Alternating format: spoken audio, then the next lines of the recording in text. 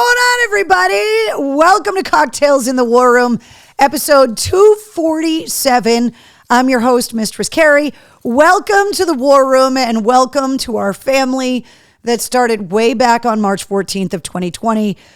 We met 80 days in a row during the height of the pandemic, and now Cocktails in the War Room is our weekly gathering to talk about music and just what's going on in our lives. We've kind of become this dysfunctional support group for ourselves. And so we meet on my official Facebook page every Tuesday night at 8:30 Eastern. The show can you hold on a second? The show also gets put up on my YouTube channel. And so some people catch up with Cocktails in the War Room because they don't have Facebook or they can't watch it live. So I want to say what's up to everybody. I know Travis is here. Bish is here. Kim, Keith, Elsa is here. Denise, what's up? Denise is actually at Shinedown in New Hampshire right now. Denise, you're supposed to be watching the concert. Said, miss you guys. I'll listen on my way home to Boston, she says. Let's see. Michelle says, did you see the article about Twitter? No, I did not, but feel free to fill me in. Dysfunctional support. Yes, we're all dysfunctional, but somehow we have formed a support group for each other. That's what I meant. Paul says, hey, what's up, everybody? First time, long time. Paul, welcome to Cocktails in the War Room. If you haven't joined us ever, you got to chime in the comments. Let us know it's your first time, but you also got to let us know where you're watching from so that we can welcome you properly. The War Room family, as they have dubbed themselves, is everybody that kind of gets together on Tuesday nights. Now, I will tell you that I'm not alone here in the War Room. As you can hear, for 247 episodes, I have also had a co-host. Let me introduce you to Wednesday. She gets her own camera. This is the Pug Cam. That is where you can find her on Instagram. And she's very close to 1,000 followers. Wednesday, you're doing very good. Can I have your paw, please? Can I have your paw? No, up. No, up. Sit. Paw. Other paw. High five. No. Don't give me attitude. High five. High five. Thank you. Oh. Okay, sit down. Nicely done. She gets treats. We bribe her. When the cookies run out, she'll bail. Because if you're new to the War Room, I have family staying with me. And there's a baby in the house. And so Wednesday, well, she ditches us for the baby when the cookies are gone. What's up, Will? Mark says hello. Lou is here. Dysfunctional, he says. Steven says, we just bought a house in Hampton, Virginia. Congratulations, Steven. Bernadette says, functionally dysfunctional here. Or no, Brenda Lee. Sorry, not Bernadette. Brenda Lee. Sorry about that. In Rhode Island, Brenda Lee, fantastic. I didn't mean dysfunctional as an insult. I mean that, together we all make sense. That we're the land of misfit toys. We're all the weirdos that all get together. What's up, Penny? Got to see Penny again recently. We keep bumping into each other. Paul says, been since July, but was one of the pandemic viewers from Johnston, Rhode Island. Fantastic. Mark says, Carrie registered with 2 teams for the marathon, Mass General and Teddy's team. Fingers crossed I get selected in October. Mark, I've got some calls in too to try and help you get a bit because the War Room family wants to be there to root you on. And we're going to have to come up with a plan if and when you find out the good news that you're going to get a bib because we're going to need to. I know what it's like to run the marathon. You can go back and listen to the John Connolly from Seven Dust episode of the podcast to hear what the training process was like for him. But Marathon Monday is always such a huge day in Massachusetts anyway. To have a member of the War Room family running the marathon, we've definitely got to pull out all the stops. So fingers crossed for you. Penny says, Corey Taylor show was phenomenal. So Penny and I have bumped into each other a couple of times. And Corey Taylor last week, just fantastic. We'll talk about it coming up because I have pictures that I want to show you. But it was so good to see him. And the solo show was just great. Jessica says, hi, Wednesday and Mistress Carrie. Hello. Rhode Island shout out, says Mickey. Amanda's here saying hello. Wednesday, Amanda says hello too. OMC, I sent you an email today, says Michelle. Okay. Michelle, it's been a busy day, so I haven't seen it yet. Can I have your 5? Can I have 5? Thank you. So I haven't seen it yet, but if it's something you can share publicly in the comments, feel free. Post a link, give us the Reader's Digest version in the comments so everybody knows what you're talking about. And if not, I will go back and check the email after. What's up, Keith? Sean says hello, everybody, as well. Rihanna says, ready for Andy's book. So excited to read it. Yeah, I got to get Andy Biggio, author Andy Biggio, back on the show to talk about his new book, The Rifle, too. I'm really excited to read that one as well. The Rifle, I absolutely loved. And so I can't wait for the second one to come out. So Elsa says, my stepdad having surgery tomorrow. He broke his knee last night. And my birthday is 2 more days. So Elsa, sending you and the family love. And we'll make sure that we cheers you when we do birthdays a little bit later on in the show. Mark says, got the book today. Can't wait for Shinedown on Saturday. Annette says, so yeah, we are going to come up with a plan, but I'll fill everybody in on the what's going on with Shinedown as well. All right, so Wednesday. Why don't we actually talk about Shinedown right now? Or no, we'll talk about Shinedown coming up when we talk about concerts, because we got to come up with a plan. I have pictures I want to show you guys. So a few different pictures that I want to show you. First of all, I saw this. It looks really funny that like this space was left out and there's a ghost there. So I've talked at length, and you guys have seen the pictures from when I was in high school of like me and my big giant hair. So I was doing shows for Westwood One this weekend, and they actually had a Bon Jovi weekend. And so they do these theme weekends sometimes on the classic stations that I'm on around the country. And this time it was a Bon Jovi weekend. Sometimes they'll do like Van Halen, or they'll do Battle of the Frontmen, where it's, one song from Sammy, one song from Dave. They've done Def Leppard weekends. So I was looking at just like Googling and going through Bon Jovi stuff to find stuff to talk about. And Bon Jovi was recently celebrating the anniversary of the release of Slippery When Wet. And they released some retro Slippery When Wet merchandise. And one of the things that they released is this retro shirt. This is the original leg of the original Slippery When Wet tour. And this was one of the t-shirts that they sold on that tour. Now, this is the first rock concert I ever went to in December of 1986. I had gone to a concert a couple months before because my aunts had taken me to see Lionel Richie on the Dancing on the Ceiling tour with Sheila E. opening up. And Lionel Richie did all of this crazy stuff with wires, and he was dancing on the ceiling of the Centrum at the time. But I had never been to a rock show, and I had never been like with my friends. So the Bon Jovi show that I saw at the old Worcester Centrum in December of 1986 was the first concert that I went to unsupervised. It was my first rock concert. I went with a bunch of my girlfriends, and it was an incredibly formative experience for me, because a rock show, we got all dressed up. Our parents dropped us off. Like, we thought we were adults. It was amazing. Well, I hadn't learned the fine art of concert t-shirts and saving your ticket stubs, right? I didn't realize it was a thing. And so I lost the ticket stub to the show. I have all the information written down about the section I was sitting in, way up in the nosebleeds. And I also bought a shirt from that show, but that didn't have the tour dates on it. And so as I was researching the Slippery When Wet release and all of this stuff, Bon Jovi is recreating the original concert shirts from the Slippery When Wet leg number 1 of the tour. This is the shirt I didn't buy. And I'm going to make this bigger for you so you can see.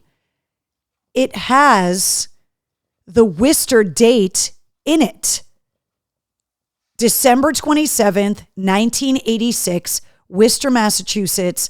That's where they played the old Worcester Centrum. This is the shirt. They just reprinted them. And so when I saw this over the weekend, I was like, oh my God, I now have a chance to go back all these years later and buy the shirt that I wish I had bought at the first rock concert I ever went to. And it's not here, but it's on the way. I got the shipping notification. And as soon as I get it in, I'll be wearing it in the war room, because this was one of those sentimental things that I just had to get. And I was so excited that they remade them. I remember being at the merch counter and seeing this shirt, and I was like, could I get that one? But I think I opted to get one that had John Bon Jovi's face on the front, that didn't even have the tour dates or anything. Now, all these years later, I realize what a mistake that was, because I always love buying shirts when I can that have the tour dates on them, because I just think that that's really cool. And now I had a chance to buy the shirt. Like, I'm getting a mulligan. I'm getting a do-over. Come here, Wednesday. Can you sit? Good girl. Good girl. So I'm so excited. So I couldn't wait to show you that. Second of all, new addition to the concert shirt collection. I'll go this way. Sleep Token, who I got to see at the Palladium last week with Danielle and our friend Trish, who used to work in the promotions department at WAF. And so the three of us had a little WAF reunion at Sleep Token. And yes, I don't know how much of it you can see, but this being Sleep Token's first headlining U.S. tour, I wanted to get the shirt with the dates on the back.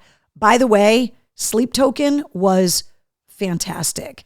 There's not a lot that people know about the band. They don't do interviews. They don't talk during the show. The lead singer's name is Vessel. They are masked. Nobody knows what they look like. We know they're English. You can't even really tell what race any of them are. Fairly certain that the band members are men, but they are a lead singer, Vessel, who plays keyboards during the show. There's a guitar player, bass player, and a drummer. And then there's a riser off to the side. They kind of structure their risers the way that Tool does, where the drummer's not in the middle. So the drummer's off to one side, and then there's a riser with three backup singers. And I couldn't tell if the backup singers were men or women. They've got robes on and masks, but they were fantastic. They didn't talk during the show at all. Very limited lighting and production, no projections, no big banners. They just went out and played, and they were fantastic. So the next time Sleep Token comes around, go and see them, because it's something to experience. They sounded absolutely amazing live. Vessel's voice was great. The mix was awesome. Danielle, we were in front, like in the pit, completely sold out at the Palladium, passing crowd surfers. We had an absolute blast, which is why we're all sweaty in this picture, because it was so hot in there, but we actually had so much fun. So go and see Sleep Token if you get a chance.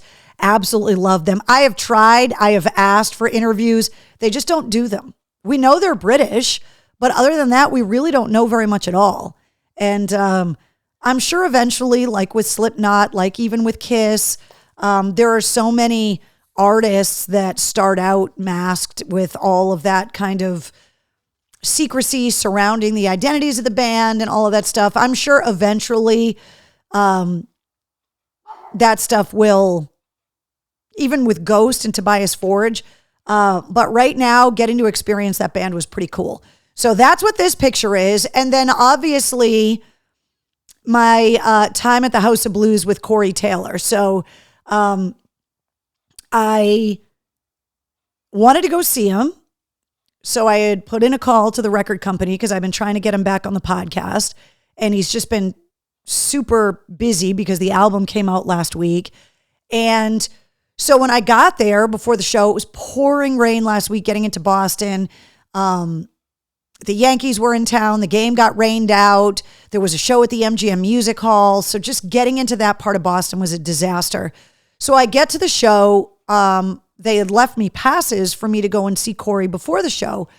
So I went out back. I was by myself. I just wanted to go and see Corey and say hi. Didn't realize I was going to have a bunch of friends there that I ended up bumping into randomly at the show. Didn't even know they were going. But I went back and went to go see Corey. And whenever I go to see Slipknot or Corey or whatever, he always hooks me up with like a t-shirt, or, you know, he sends me little tchotchkes after the records come out, and just really cool stuff. So I wanted to bring him some of my merch because I haven't seen him since I launched the online store. And so I brought him one of the new kind of retro shirts because he and I are the same age. And so when I was giving it to him, I was like, look, you're a 70s baby like me. We grew up wearing these shirts. I really wanted you to have one.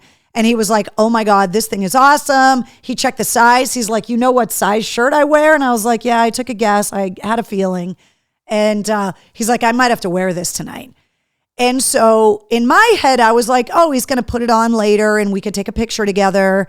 Or maybe he would like wear it for a song and then change, or like whatever, like a lot of artists do.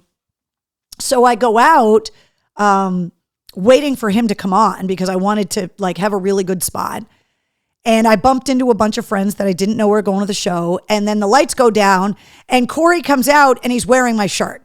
And I was like, holy shit, I can't believe this is happening.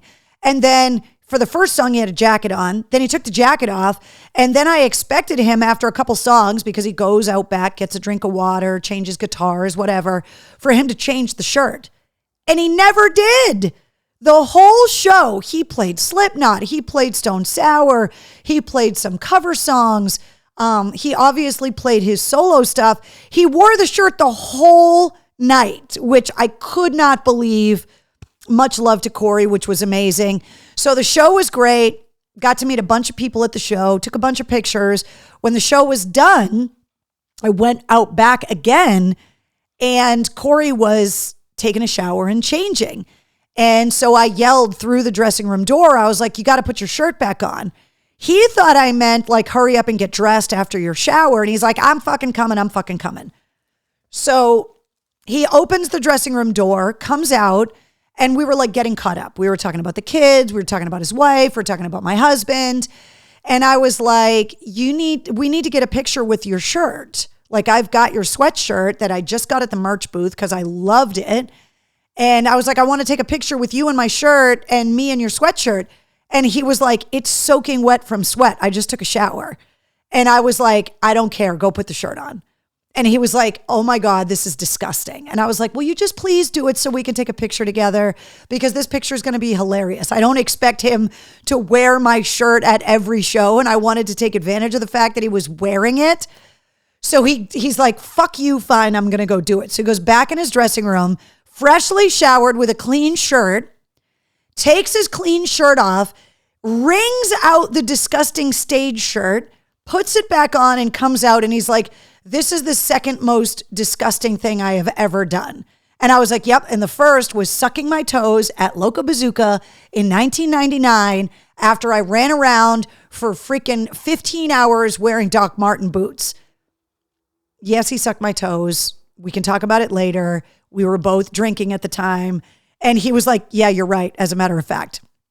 So that is why he's got that look on his face in this picture, because he put a disgusting, sweaty t-shirt back on that he had worn on stage for almost 2 hours.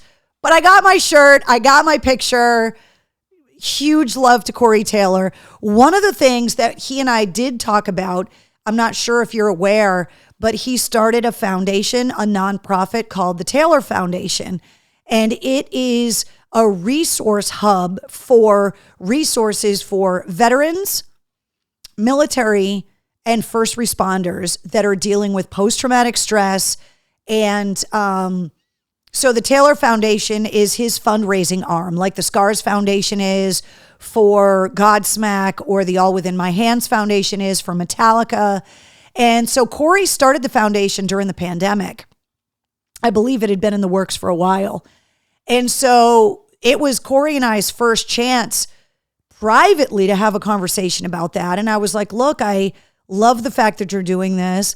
I want to help. I want to get involved. You're helping people that I've spent the better part of the last 20 plus years, 22 years plus now, working with, veterans and our first responders. And I was like, I want to get involved with this. And he was like, I'm going to send an email connecting you and the people at the foundation because I want to get you involved. And that conversation actually, so he sent the email the next day.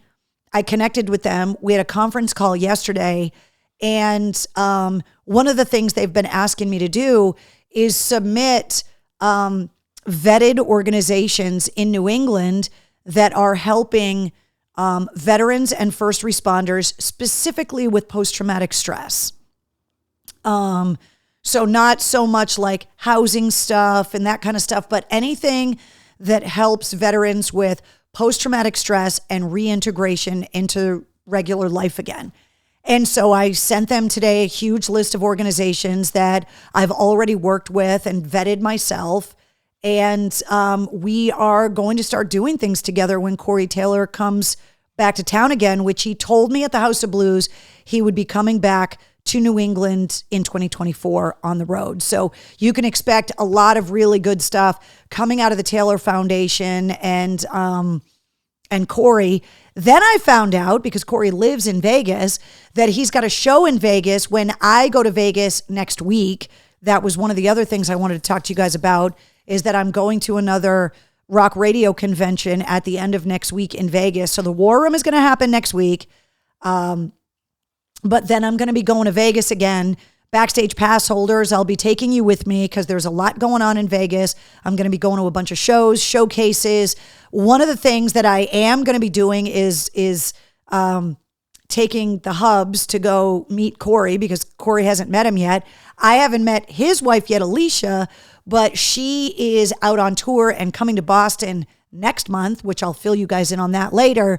And he had already texted her while he and I were talking at the House of Blues and was like, you're going to be in Boston. I need to hook you and Carrie up so that you guys can hang out. So a lot of really great stuff came out of the show with Corey Taylor at the House of Blues last week. And so I'm going to see him next week in Vegas, which I'm super excited about. So Jessica, I did see that about Aerosmith, that Steven Tyler's on vocal rest. That happened since the last War Room, obviously. So far, the New Year's Eve show is unaffected, but the guys from Aerosmith had to postpone into 2024 like a half a dozen shows already. So Michelle says, man, to be a fly on the wall when that happened. She said she was okay on her Facebook page.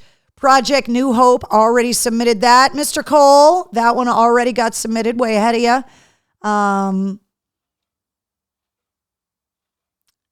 Michelle, are you talking about taking video of when he put the disgusting sweaty shirt on?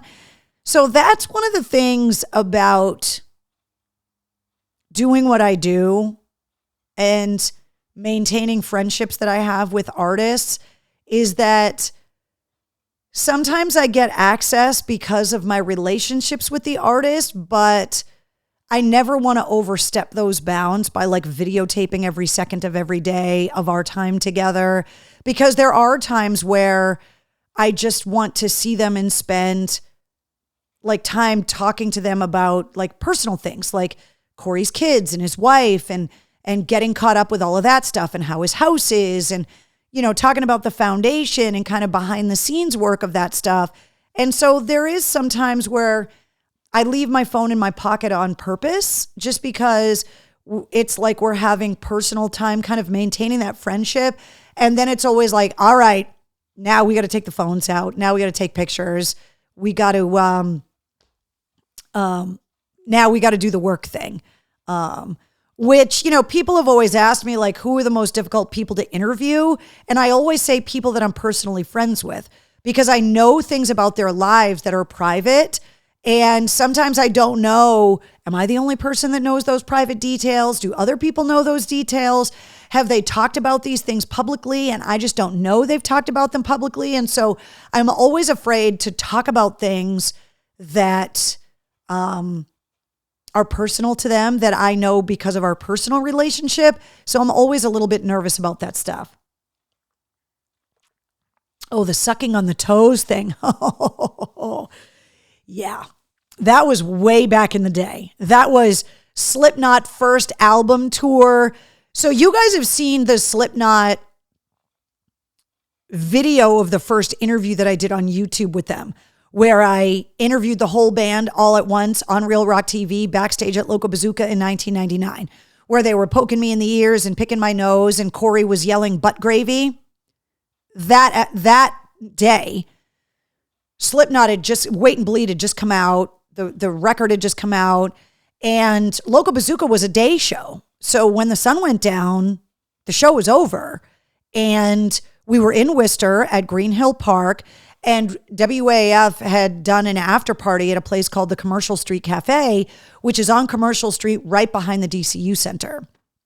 And that was kind of like the WAF house bar. And we used to hang out there all the time. Anytime there were shows at the Centrum or the DCU Center, anytime there was a show at the Palladium or at what became the Lucky Dog Music Hall, originally Sir Morgan's Cove, we always ended up at the Lucky Dog because we knew the people that owned it. They had a private room in the back. They were very generous pouring drinks.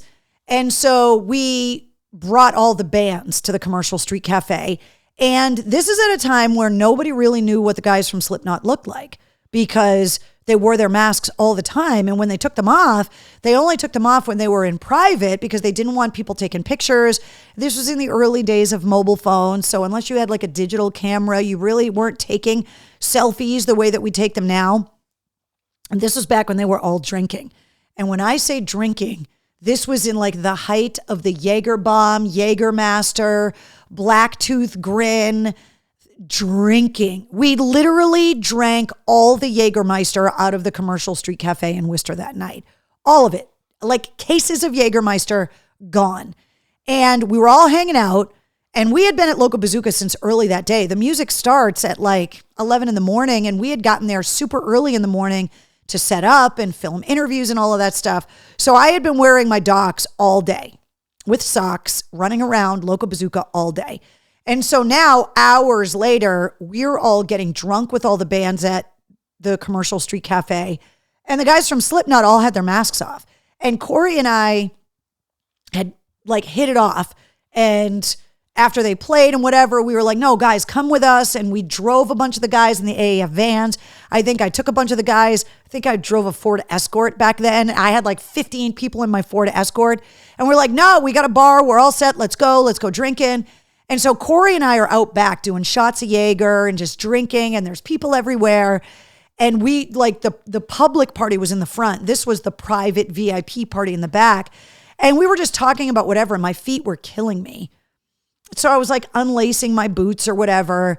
And Corey made some joke about feet because he said that he liked feet. And I was like, oh boy, should I tell him that I have 2 different size feet?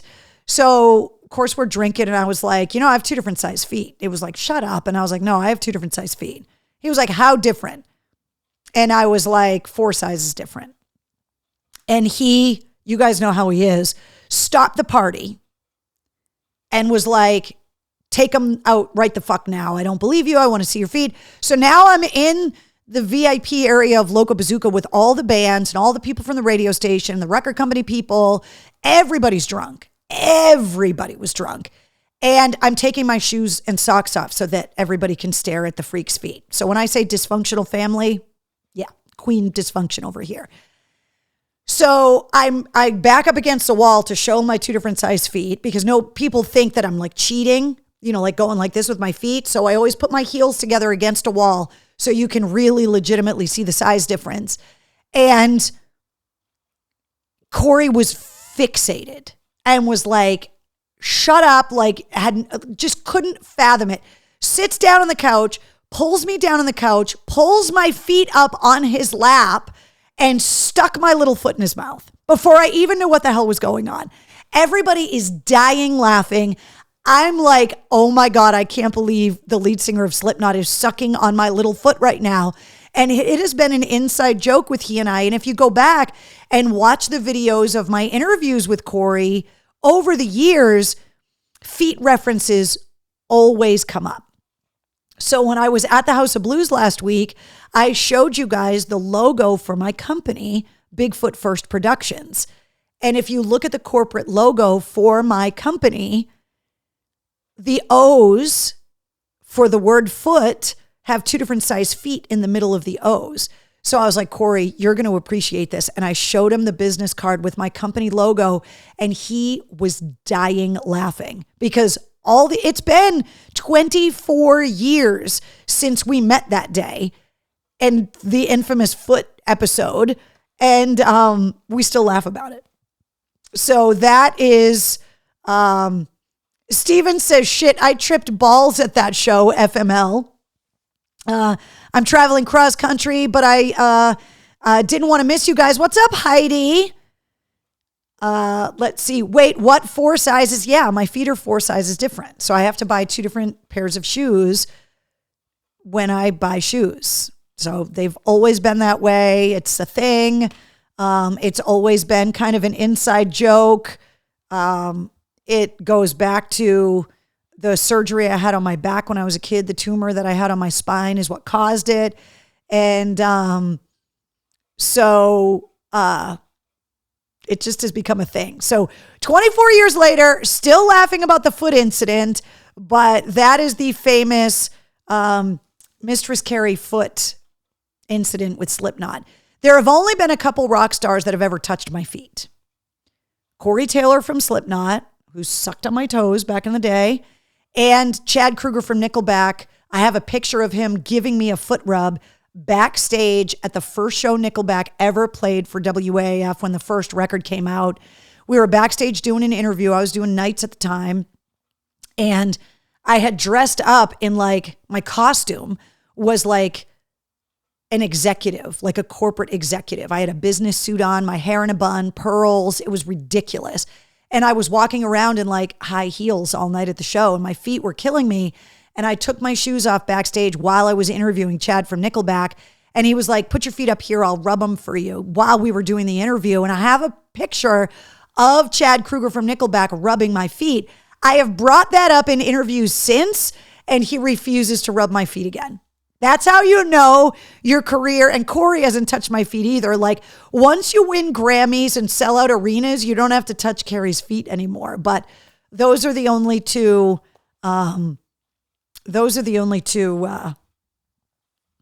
people that have touched the feet. Keith is like, I need to see. So I will tell you this. When I launched my Cameo page and started making custom videos for people, I have been approached many times to make videos of my feet for people that like feet. My husband thinks I should have an OnlyFans page dedicated to my 2 different size feet. And he's like, babe, you're sitting on a gold mine. You're sitting on a gold mine. There are so many people that are into feet. You have 2 different size feet. Nobody has feet like yours. Mark says I've got size 15 and a half feet. So there you go. My feet are like a 10 and a 6. The sizes vary. Like, it could be a 9.5, could be a 6.5. It depends on the shoe. But Mike says, you rock, Carrie, best DJ in the country. Oh, thanks, Mike. Jessica says, I have seen that picture. I was like, wow. Yeah. Carrie, are you wearing socks? Oh, different socks? Is that what you're asking, Heidi? Most of the time I buy the same socks, but the smaller foot, the sock is a lot bigger. Steven says, I miss Loco Bazooka, but not the young things I did. Okay, maybe a little. Yeah. You could do OnlyFans and make bank, says Penny. $200,000 a year on OnlyFans for the feet. Trust me, like, I'm not going to lie. I've thought about it because it's kind of ridiculous that I've been on the radio for 25 years now, that I've worked in radio for 32 years, and I could probably make more money on OnlyFans just showing my feet. It's kind of insane. If my husband's watching, babe, I hear you. I'm not ready to change careers and be a foot model, but he wants to manage my OnlyFans. He's like, when I retire from the military, I could manage. He's like, I could follow you around with cameras and take candid photos of your feet. And he's like, then you could write off pedicures as a business expense. I'm not 100% against it. I'm not there yet. I'm just not ready. Jason says, I wish I could laugh, but found out my best friend is going to, Jason, so Jason has been messaging me asking if we could all keep his best friend in his thoughts because he is terminally ill. And so Jason is here with us in the War Room tonight. So if we could just all send Jason some love and support, he could really use it right now. Annette says, so the Hubs wants to pimp out your feet. It's not that he wants to pimp them out. He's just like, you can make a lot of money. Even if you never, he's like, you could make an anonymous OnlyFans page where nobody even knew it was you, just your feet, and you could make a lot of money. Heidi says, well, if the world goes downhill, it's a possibility. An easy job to make bank. Yes. I know. It'd be hilarious, but we're not there yet. So anyway, that's the Corey Taylor story. So I wanted to show you the photos. I cannot wait to get the retro Bon Jovi shirt. Sleep Token was amazing with Danielle and Trish. Corey Taylor was unbelievable. Thank you for wearing my shirt, Corey. The shirts are available in the online store. And more on the Taylor Foundation coming up because there's a lot of stuff that is going to be happening with the Taylor Foundation this year and definitely next year. Want to remind you guys about a couple things because a lot of people, if something that I post on Facebook or Twitter or Instagram goes viral and beats the algorithm and people see something that I post where they're not normally seeing my post and they're like, wait, she's back on the radio again. I can't tell you how many times people are like, wait, where are you on the radio that I can hear you again? So if anybody's new to the War Room, I wanted to make sure that I remind everybody that you can hear me every weekday afternoon from 3 to 7 in Worcester on 100 FM The Pike. You can go to pikefm.com, listen there. You can obviously listen on the radio, and you can also download the Pike app and you can listen. And the Pike is more of a classic rock station. They do play new music, but it's more of a classic rock station. If you want your music a little heavier and a little newer, you could listen to The Bone. You can hear me on 106.3 The Bone in Portland, Maine, every weekday afternoon from 3 to 7. It's a completely different station and a completely different show than The Pike, even though they're on at the same time. I just juggle and do both simultaneously. And you can also listen on 106.3 if you're in the Portland, Maine area. You can listen on the website, 1063rocks.com, and you can also download the Bone app, and you can listen that way as well. So just wanted to remind you about a couple of the places that you can listen to me on the radio. All right, if you're new to the War Room, we always take time to research cocktail recipes. I've got a bunch of bartender books here in the War Room that I put to good use during the pandemic, and I thought it would be interesting to go through. There's like thousands of cocktail recipes, and so I'm always looking for ideas of, just to up our mixology game, especially because there's the 7-in-1 bartender tool, pint glasses and shot glasses and coffee mugs that are available in the online store. So this one is called the Green Dinosaur, and this one should come with a warning, because this drink is going to get you wasted. It's called the Green Dinosaur. It's a half an ounce of vodka, a half an ounce of gold tequila, a half an ounce of light rum, a half an ounce of gin, a half an ounce of triple sec, an ounce of fresh lime juice, a dash of gum syrup, a dash of melon liqueur. Shake the ingredients, accept the melon liqueur, strain into an ice-filled highball glass, and then float the melon liqueur over the top and serve. It's basically the kitchen sink, but it's going to be green because it's got the melon liqueur in it and whatever.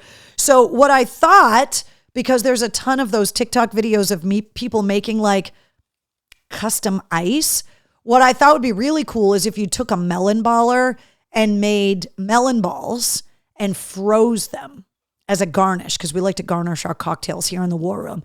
So I thought it'd be really cool if you, because it says to shake it, and then strain it into a highball glass And then rather than watering it down with ice cubes, I thought you could put frozen melon balls in the drink, and that would keep the drink cold without watering it down. And then obviously, you could freeze some citrus wedges. You could make custom ice cubes that have melon, and you could puree melon and freeze those into ice cubes with, a piece of orange, lemon, lime, all of that stuff. But that's called a green dinosaur. And like I said, chilled melon balls for garnish, Donna. Exactly. That's what I'm saying. Holy head, my liver is crying out just hearing that. Someone pin the recipe. Hold on, I'll put it up on the screen so you can freeze it. Hold on. There it is. It's called the Green Dinosaur. I'll run the list down for you again. Vodka, equal parts of vodka, gold tequila, light rum, gin, and triple sec with an ounce of fresh lime juice, a dash of gum syrup, and a dash of melon liqueur that you're going to top it after you shake it and strain it into a highball glass. It sounds very refreshing. It also sounds like bad decisions. That's what I think. Let's see. Sounds delicious and trouble in a glass, says Jessica. Exactly. Melissa says that's a Long Island iced tea, but sub out the sour mix with melon juice. Well, doesn't a Long Island iced tea have Coke in it too? This doesn't have any soda in it. I love the frozen melon ball idea. I thought it would be really cool. And, you can always get creative, especially if you're going to make a picture of this at a party. You could always cut up the melon and then take like a cookie cutter and make like star-shaped melon and freeze them, just to like jazz it up a little bit. If you were going to have like a girls' night, or you were going to have like some kind of fancy holiday party, get a little fancy with the drinks. I mean, that's the whole point of going through these cocktail recipes, is to give us ideas when we have friends over, because when we started Cocktails in the War Room, we were longing to be able to have our friends over for cocktails again. And we didn't want, the liquor in our liquor cabinet to go stale. So we needed to put it to good use. So let's up our mixology game a little bit. What's Gomme syrup? It's Gomme, Rachel. And I believe it is some kind of like simple syrup. I believe it is a flavored sugar syrup. Somebody correct me in the comments, but it's spelled Gomme. Simple syrup, Melissa says. Yeah, exactly. Skull-shaped melon balls. That would be really cool. Just got back from coaching flag football, says Brett. It's a very sugary syrup. So yeah, I mean, with the tequila and the gin and the rum and the blah, blah, blah, like you got to sweeten it up a little bit, which is what's going to be great with the melon liqueur too. So there you go. That is your cocktail recipe for this episode. Now, because we didn't get together last week, which I apologize for, I hate canceling episodes of the War Room, but when shows happen on Tuesdays, sometimes I just got to do it. So I want to recap the last couple of weeks of podcast episodes. Spencer Charnas from Ice Nine Kills was 2 weeks ago, episode 170. He talked to me a lot about touring with Metallica. We talked a lot about the Silver Scream Fest that I got a chance to go to up in Danvers. This was the second Silver Scream Fest. I spent some time with Spencer at Silver Scream Fest. This is going to grow exponentially next year. I can't tell you all the plans that he's got, but plans are already in the works for Silver Scream Fest next year, and it is expanding in a major way. It is a music, heavy metal, horror film kind of convention with vendors. I talked to Spencer about it in the podcast, about me becoming a vendor, which looks like that's going to happen next year. But there are a lot of new things happening with Silver Scream Fest next year. And as soon as they start the planning process and announce the dates, I'll let you know everything that's going on. But Ice Nine Kills, touring with Metallica, They're opening up the second night at Gillette Stadium on August 4th of next year. We talked a lot about that, talked a lot about North Shore roast beef sandwiches and Salem around Halloween and all of that stuff. And then last week's episode was Art Alexakis from Everclear. We talked about their new live album, Live at the Whiskey A Go-Go. We talked about the start of Everclear, the songwriting process. He was really great having on the show. So if you missed the last two episodes, episode 170 with Spencer Charnas from Ice Nine Kills, episode 171 with Art Alexakis from Everclear. Steven says War Room started when AAF went off the air. That caused COVID. I'm just saying. Steven, yes, you are correct. But the cocktail recipe sharing, that started once the pandemic hit and kind of ruined all of our lives for a while. Sean says, is it set to replace Rock and Shock? It's not set to replace it, but it's just something completely different. If you're not familiar with Ice Nine Kills, the whole theme of the band and all of the music they make is centered around a love of horror films, with songs inspired by horror films, videos shot in famous horror film locations. Spencer Charnas is a massive horror film fan. And so there are a lot of plans for Silver Scream Con to be huge next year. And I told him, now that I've gone and seen it myself and seen what a huge event it is, getting to meet, so there are so many rock and metal fans that were there. There were so many horror actors that were there, some really great vendors. It was just, I saw Jose Mangan from Sirius XM, the metal ambassador there.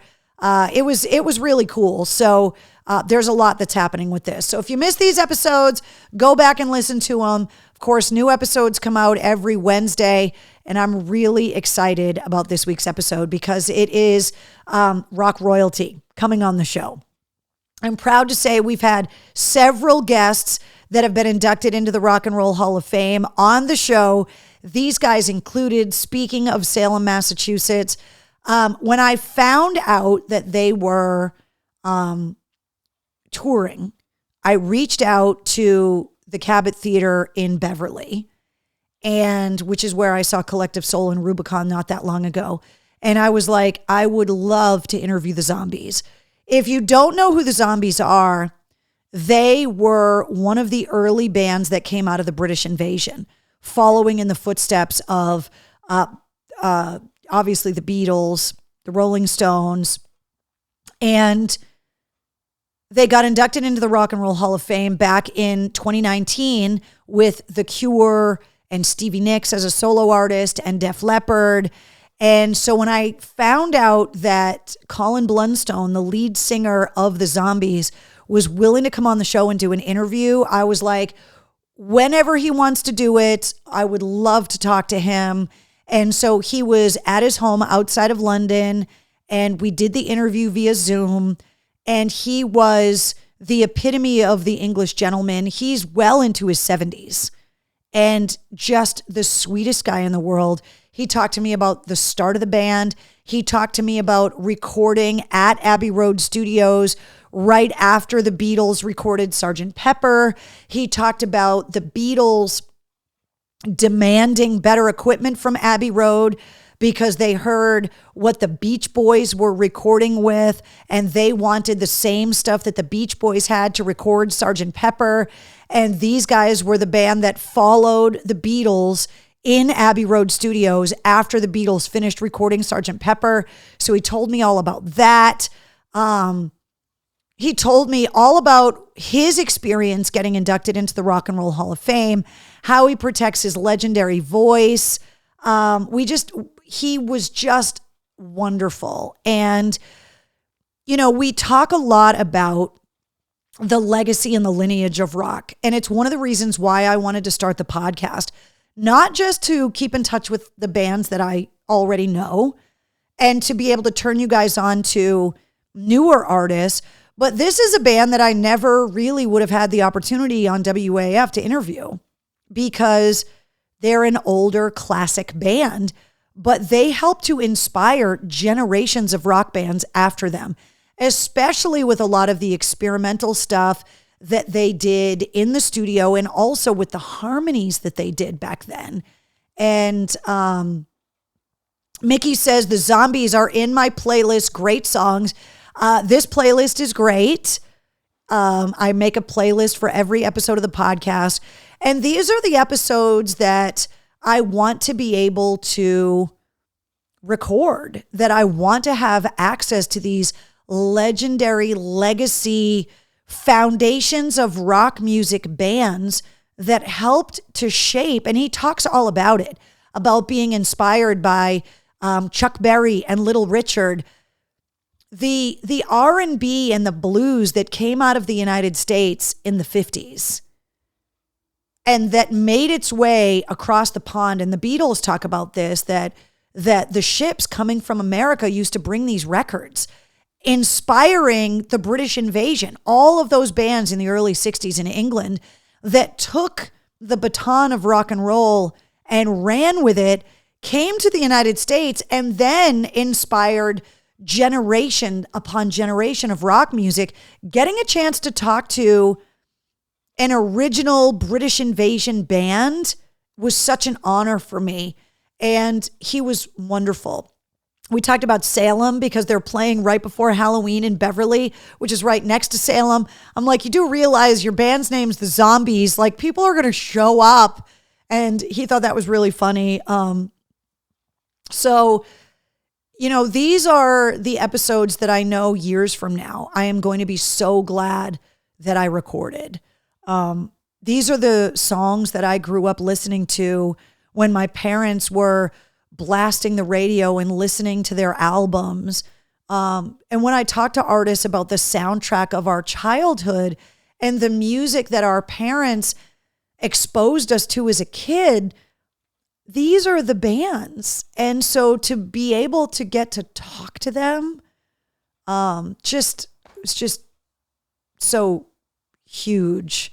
So really, really excited about getting to do this type of interview. And the fact that they're together and touring. P.S. Colin's voice sounds unbelievable well into his 70s. And we talked about his voice as well.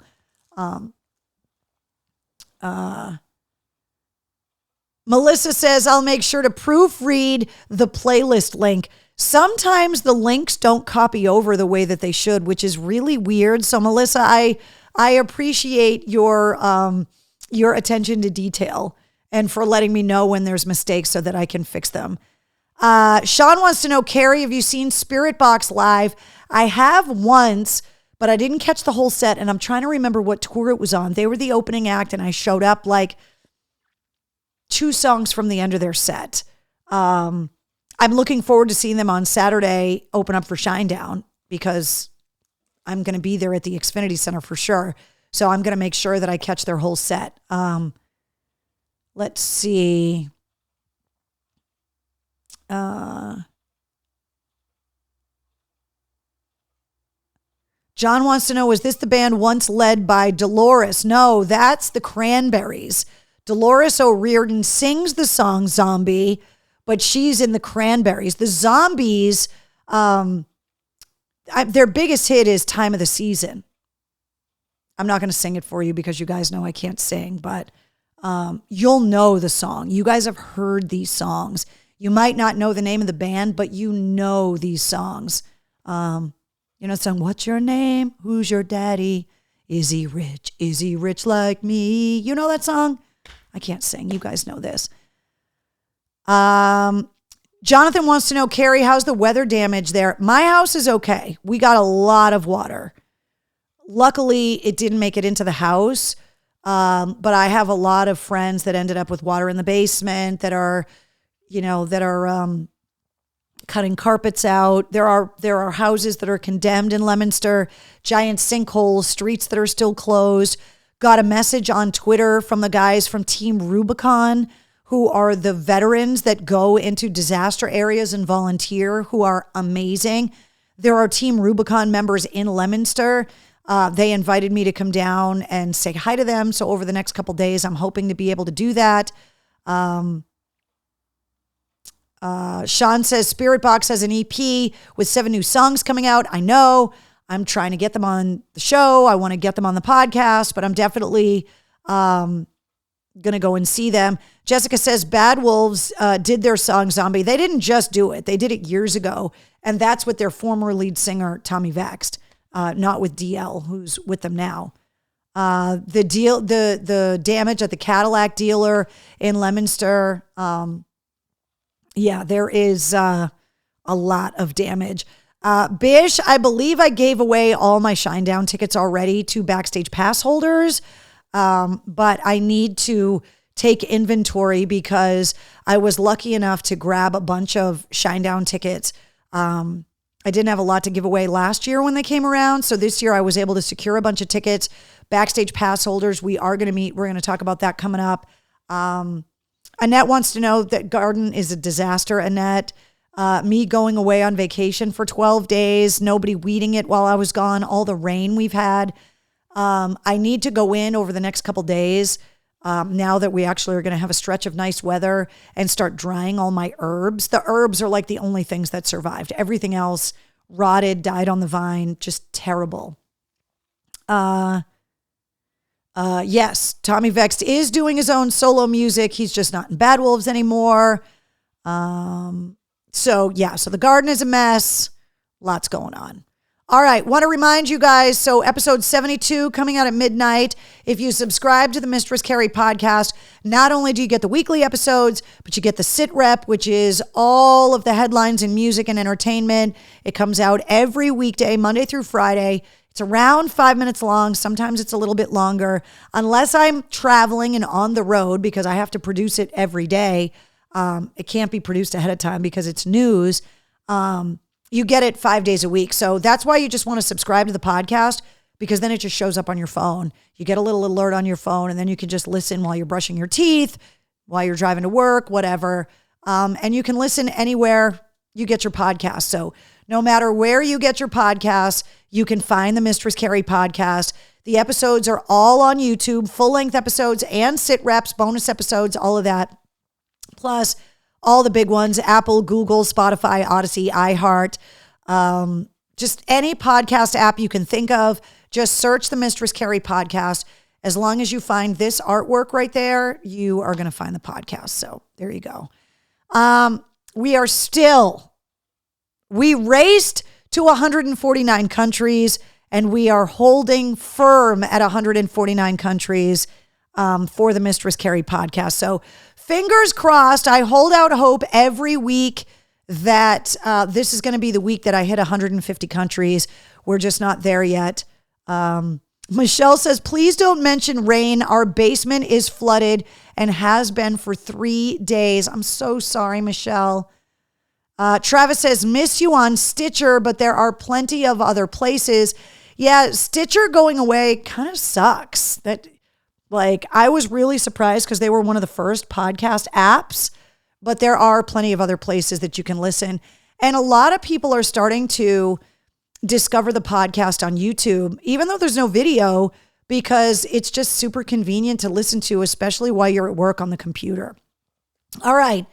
If you are celebrating your birthday today on the 19th day of September, you're celebrating and sharing your birthday with Lita Ford, AJ Popoff from Lit, Nile Rodgers, and also Mama Cass, all born on this date. I believe it was Ash that's celebrating her birthday in a couple of days. So if you're celebrating your birthday, happy birthday. Cheers to you. Happy unbirthday, Keith.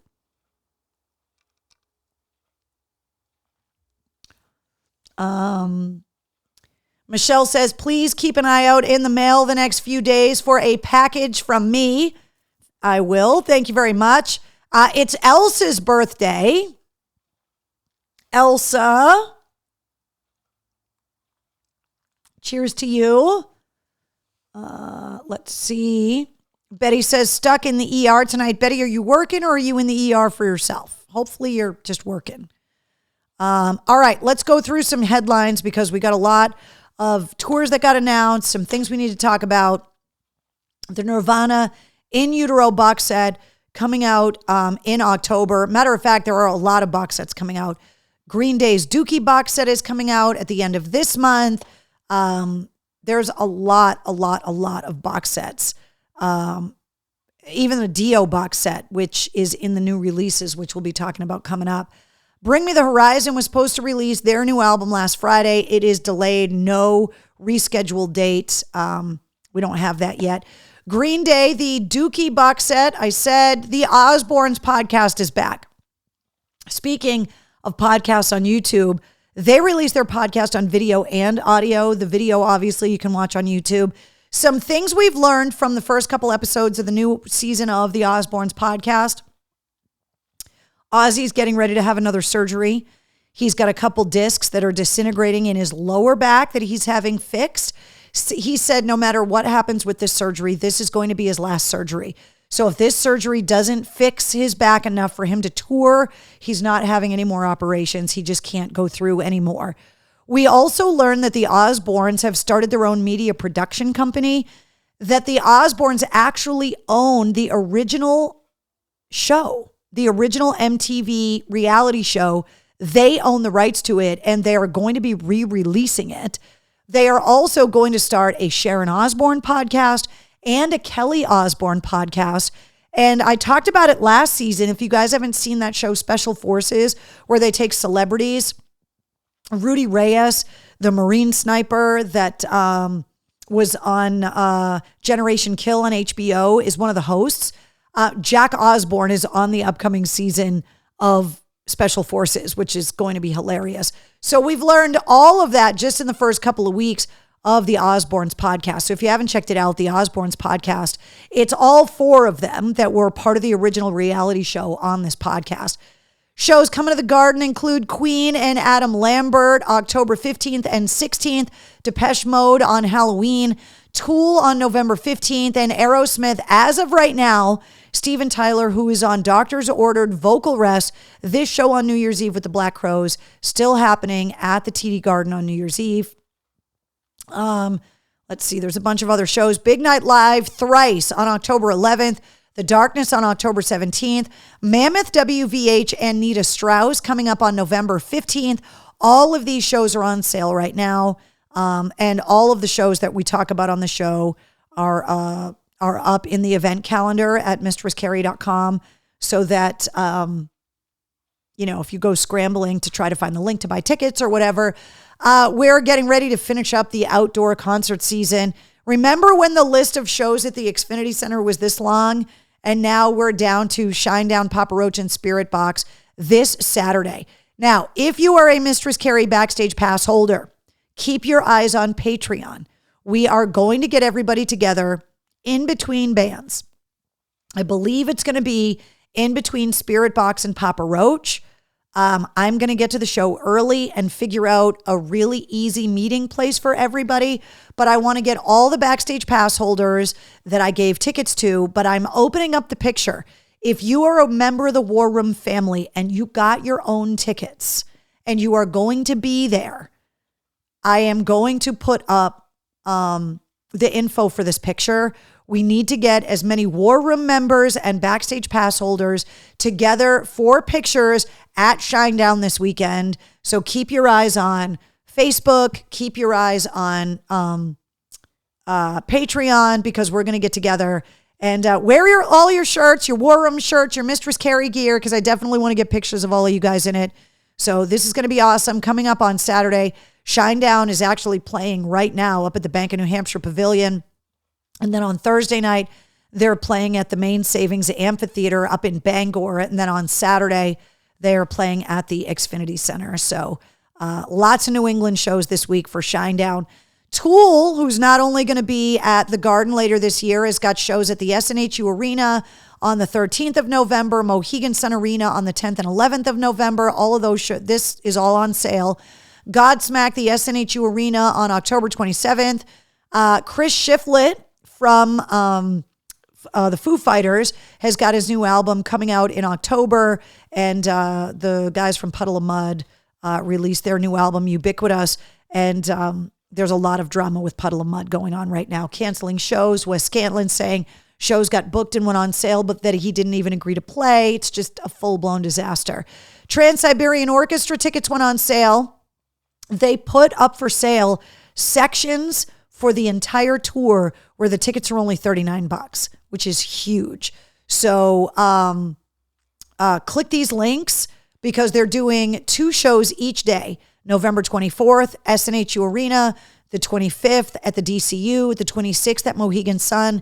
2 shows per day. The tickets went on sale this past Friday, but they did put up a certain amount of discounted $39 tickets, which is huge. This just got announced. Des Rock, who you guys heard on the podcast. I told you guys you need to see him live. He's coming to the Sinclair in Harvard Square in Cambridge on November 20th. These tickets go on sale later this week. Like I said, the Zombies are going to be at the Cabot Theater on October 26th. Of course, Colin Blunstone is my guest on the podcast this week. This just got announced as well. Bush is getting ready to release their greatest hits album, and they are going out on the road with Bad Wolves and Eva Under Fire. As of now, the only New England show is at the Providence Performing Arts Center, and that is happening on November 21st.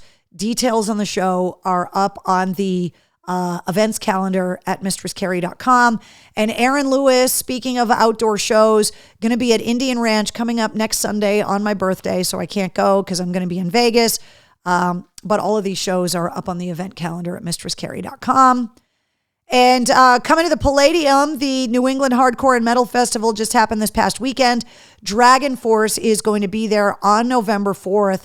And that show got added to the event calendar at mistresscarrie.com as well. Okay, MGM Music Hall at Fenway, 3 Days Grace and Chevelle. That show is happening October 14th. Motionless in White happening on October 29th. Porno for Pyros on their first tour in 25 years are going to be at the MGM Music Hall at Fenway coming up on October 30th. All of these shows are up on the event calendar at mistresscarrie.com. Shows coming to the House of Blues. The Breeders are going to be there on October 24th. And Jason Bonham's Led Zeppelin Evening, which is kind of a storyteller's, where he tells a lot of stories about his dad and about growing up in and around Led Zeppelin with his unbelievable band. This is happening at the House of Blues on November 26th, and those tickets are on sale as well. New releases coming out this week include the Breeders' new album, Last Splash, the 30th anniversary of the original analog edition. So they went back in, celebrating the 30th anniversary. Also, Candlebox coming out with the Maverick Years. Cannibal Corpse coming out with Chaos Horrific. Dio, the Dio box set, the studio albums, 96 to 2004. And Paul Rogers' new album, Midnight Rose, all coming out this week. So lots of new music. Mail call this week. Got this.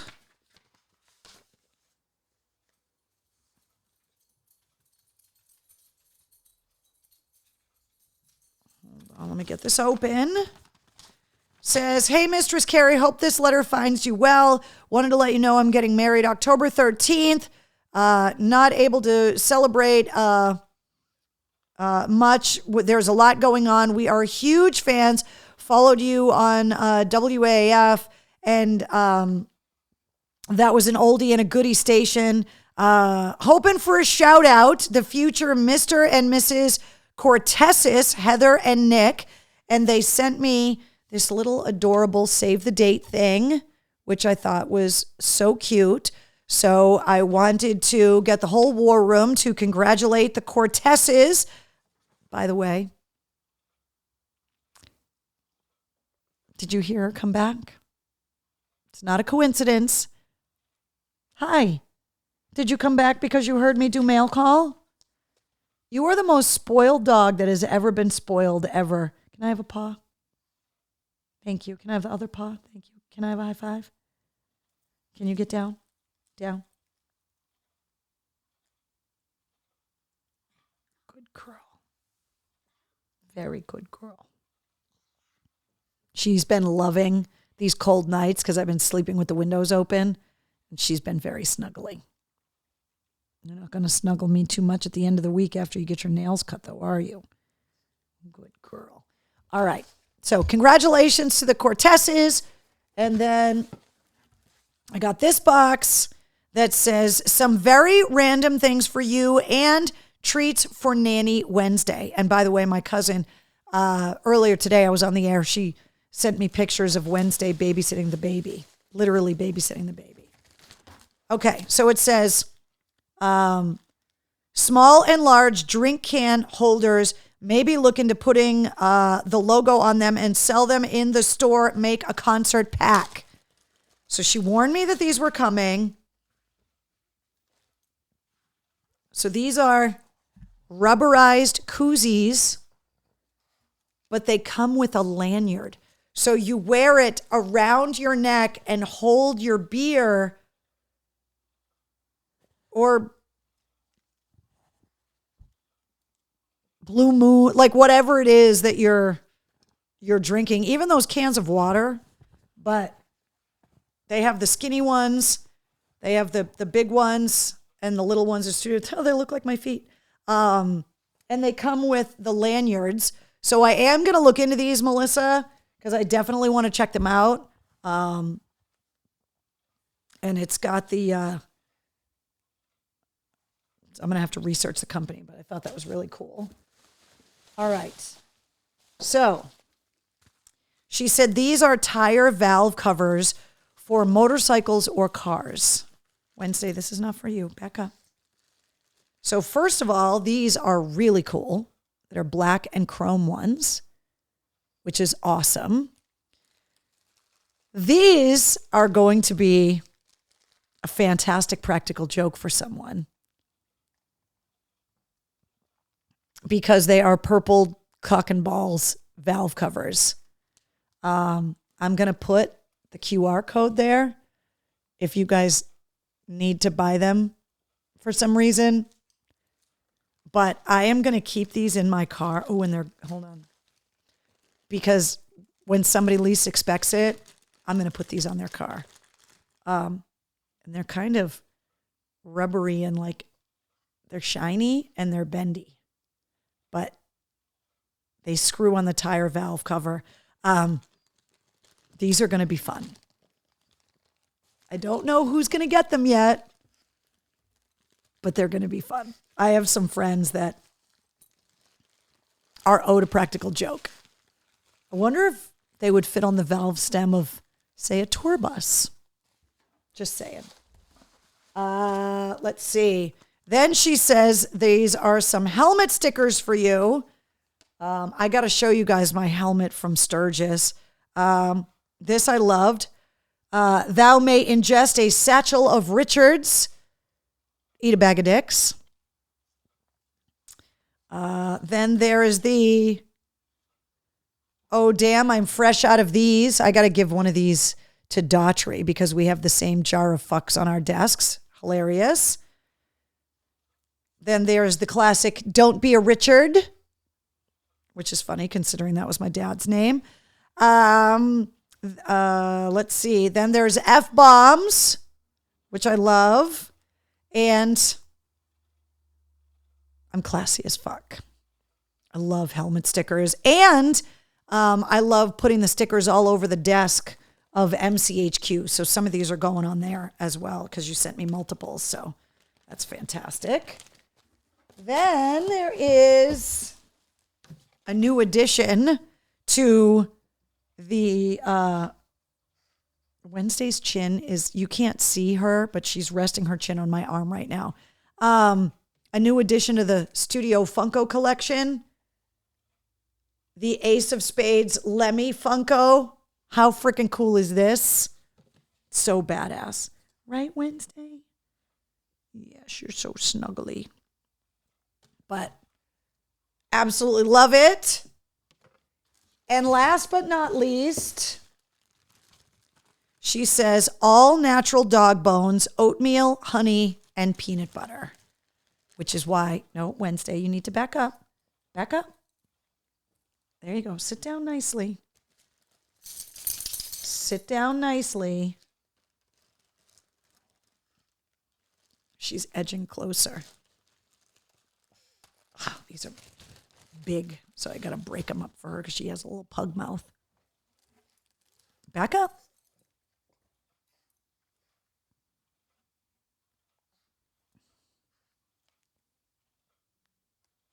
These are hard.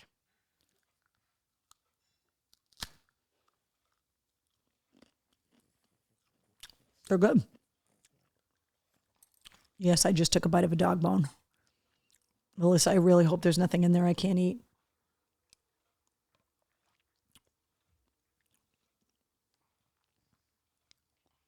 Is that good, Wednesday? Yeah, it's hard, huh? We're going to have to break them up with a mallet. I'm not going to feed you like a baby bird every time I give you one of these. She's like, I want to chew it. There we go. Go ahead. You're going to make a mess on my couch, but it's okay. Oh, she wants to eat it. Random car at the show on Saturday at Shinedown, Mike says. Wednesday says, give me treats. Oh my God, I love the F-bomb ones. F-bomb and the bag of dicks ones, hilarious. Alex is going to watch this episode. She loves Wednesday. Oh my God, they're big. That's what I say.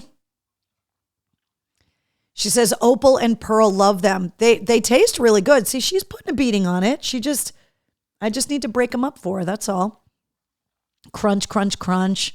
You mean that's what she said? Yeah, exactly. So, Melissa, thank you. I think that was everything that was in the box. Yes, it is. Thank you. The valve covers. They're going to be so epic. And I am going to research the koozies for sure. I love the idea of having your beer hands-free. All right. Let's see. Mail call. All right. Want to remind you guys about the shirts. Corey Taylor now is made famous. The long sleeves are available in the shop. Some sizes are getting close to being gone already, which I can't believe. But it's great. So they go all the way from small to triple extra large. They are unisex shirts. There's the purple, and these is really, really purple, eggplanty, purple, and then the black sleeves as well. But they're available. All sizes are in stock, but some of the sizes, mediums and triple extra larges are the ones that are selling the fastest. So if you definitely want to make sure that you're getting your size, get your orders in sooner than later. All right. If you don't have a Mistress Carrie Backstage Pass, you got to get one. Go on patreon.com or click the Patreon link at mistresscarrie.com. Couple things. First of all, Shinedown is on Saturday night. So Sunday night, let's get together for our monthly live stream so that we can, after we all meet in person, we'll be able to get together virtually and hang out. So this is happening this Sunday night at 7:30 p.m. if you have a Backstage Pass.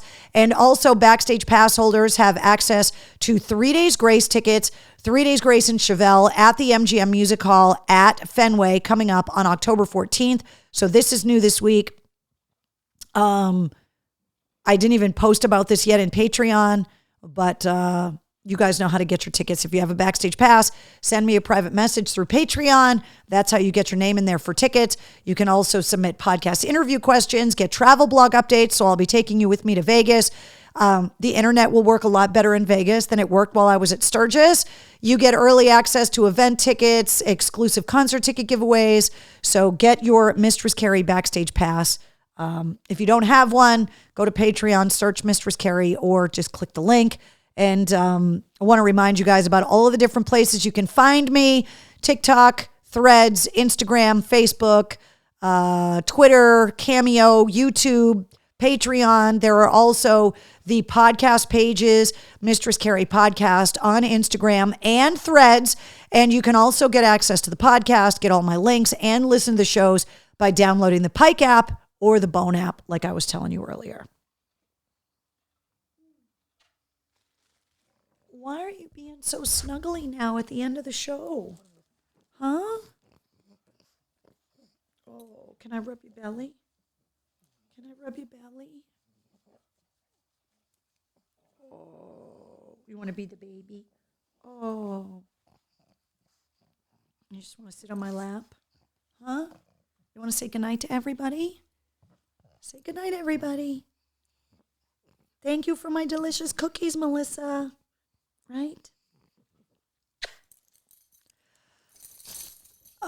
Let's see. Pay attention. Wait. Hold on. Did I miss something on the valves? I did miss something on the valve. I thought they were cool because they were black and chrome. The valve covers. I thought that was cool. Diamond plated. How did I miss that? How did I miss that? Thank you, Keith, for burying the bombarding the comments so that it caught my attention. How did I miss these on the valve stem covers? I just thought that these looked cool. I had, really? How did I not see that? Oh my God. Melissa, thank you. Keith, thank you for having Melissa's back and making sure that I caught that because I would have been super bummed. These are freaking awesome. I love those. 2 for me, 2 for the hubs. On the bikes, maybe.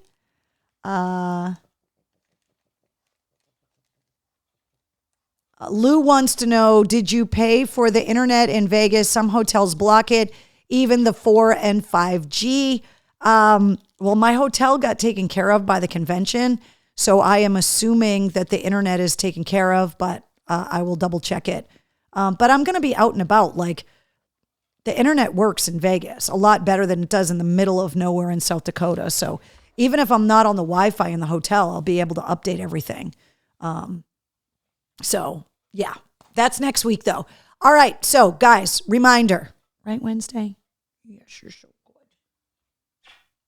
She's just sitting there looking at me. So cute. Hold on. Let me turn the pug cam back on. Want to say goodnight to everybody Wednesday? Show everybody how beautiful you are just sitting nicely. Back up a little bit so everybody can see you. There you go. Sit down. Down. Down. Good girl. Episode 172 of the Mistress Carrie podcast featuring Colin Blunstone from the Zombies goes live at midnight. And I will see you guys at Shinedown. Keep your eyes on social media and on Patreon to find out the exact time and the exact location of our meetup on Saturday. So, good night, guys. I'll see you guys later. Say good night, Wednesday. Good night.